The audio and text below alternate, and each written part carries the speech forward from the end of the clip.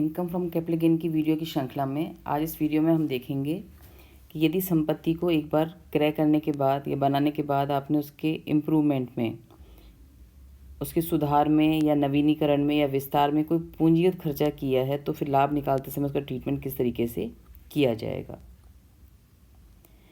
तो संपत्ति का सुधार, इम्प्रूवमेंट किया है आपने या उसका विस्तार किया है, तो उसको सॉल्व करते समय हमें ध्यान रखना है कि यदि वो लॉन्ग टर्म स्थिति है, यदि वो लॉन्ग टर्म गेन निकालनी है यानी लॉन्ग टर्म संपत्ति है, तो सुधार को भी हम उसी तरीके से सूचकांकित करेंगे जैसे हमने सिंपल कॉस्ट को सूचकांकित किया था। जिस वर्ष में आपने पूंजीगत खर्चा किया है उस वर्ष के इंडेक्स नंबर से हम डिवाइड कर देंगे और मल्टीप्लाई करेंगे वही हम 331 से, यानी फॉर्मूला हमारा हो जाएगा आपने कितना पैसा लगाया इम्प्रूवमेंट पे वो इनटू ट्रांसफर वाले वर्ष का इंडेक्स नंबर जो नॉर्मल कोर्स में विशेष परिस्थिति छोड़ दे तो हमारा होगा 331 डिवाइडेड बाय कॉस्ट जिस साल आपने इम्प्रूव किया है उस साल के इंडेक्स में, जिसकी सूचना प्रश्न में आपको दे रखी होगी, उससे हम डिवाइड कर देंगे। यहाँ पे ये ध्यान रखना है कि ये इम्प्रूवमेंट कॉस्ट यदि 1 अप्रैल 2001 से पहले की है तो वो अपने को शून्य माननी है, उसको इसमें हमें शामिल नहीं करना है।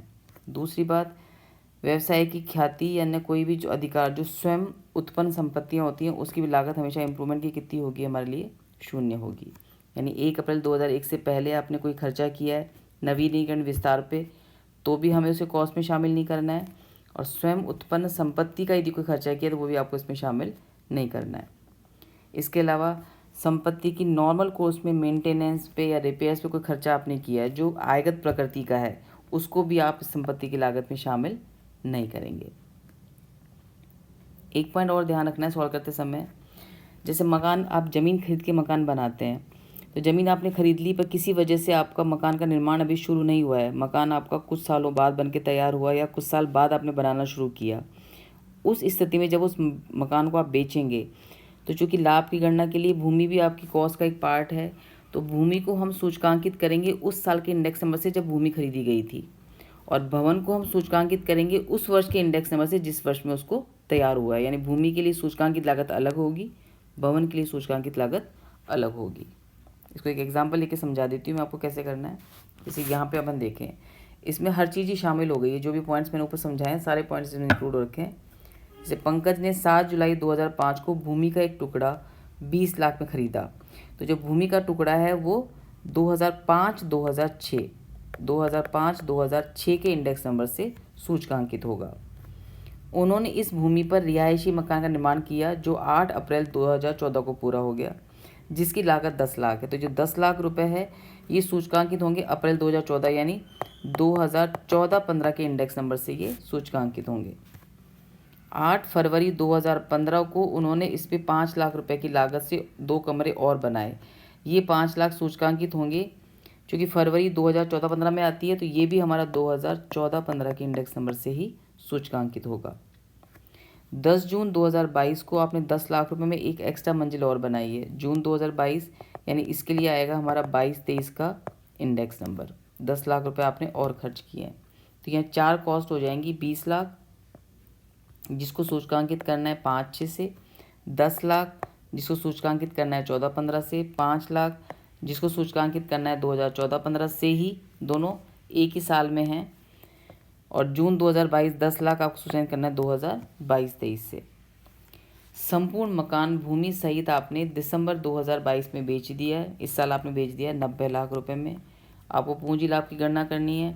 2005-6 के लिए आपका इंडेक्स नंबर है 117, 14-15 के लिए इंडेक्स नंबर है हमारा 240, 21-22 के लिए हमारा इंडेक्स नंबर है 317।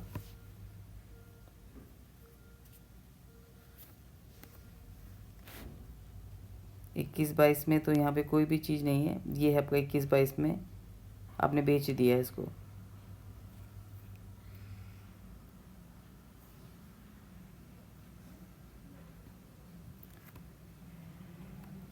इसमें एक लिखा है कि यदि अतिरिक्त मंजिल मार्च 2022 में बनती तो क्या होता।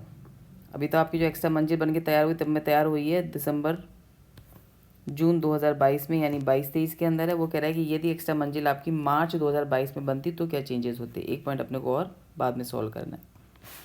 अब यहाँ पे अपन निकालेंगे वही computation of capital gain of mister Pankaj for the assessment year 2023-24 heading बना देंगे। उसके बाद अपना आ जाएगा सेल्स कंसिडरेशन। आपने यहाँ पे बेचा है सेल्स कंसिडरेशन 90 लाख रुपए में। इसमें से लेस कर देंगे हम ट्रांसफ़र एक्सपेंसेस जिसकी सूचना प्रश्न में नहीं दे रखी है। उसके बाद हम लेस करेंगे इसमें से इंडेक्स कॉस्ट। अब इंडेक्स कॉस्ट यहाँ पे 4 अलग अलग है। सबसे पहले आ जाएगी भूमि की 20 लाख रुपए, बेचा है 22-23 में तो इंटू 331 और उसका सूचकांक था अपना 117। उसके बाद आपने पैसा खर्च किया है 10 लाख रुपए। 10 लाख पे आपका आ जाएगा 331 डिवाइडेड बाई 240। 5 लाख का भी सेम आएगा क्योंकि ये भी इसी सत्र में आ रहा है, आपका इसी सेशन में आ रहा है। ये भी आपका हो जाएगा 240। और जो नेक्स्ट 10 लाख रुपए हैं ये चूँकि आपने इसी वर्ष किया है तो 331 डिवाइडेड बाई 331 इसी वर्ष में है तो आपको सूचकांकित करने की ज़रूरत नहीं है।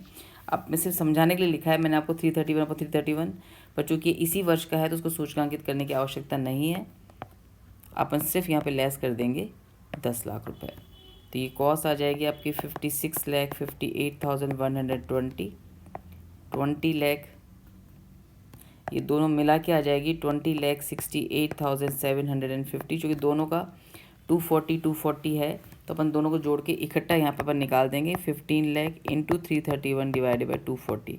अपन इनको इकट्ठा भी निकाल सकते हैं, चाहे तो इनको अपन अलग अलग भी निकाल सकते हैं।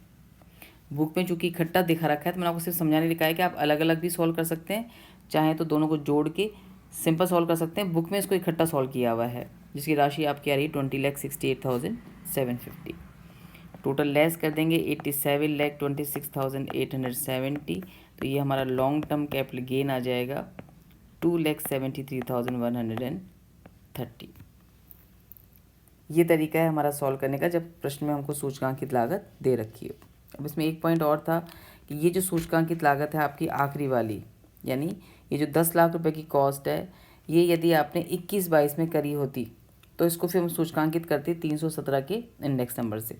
यानी यदि जो सिचुएशन है आपकी ये यदि होती कि मार्च 2022 में बनती तो फिर सूचकांक अपना आता 317 वाला, यानी फिर अपन 10 लाख को भी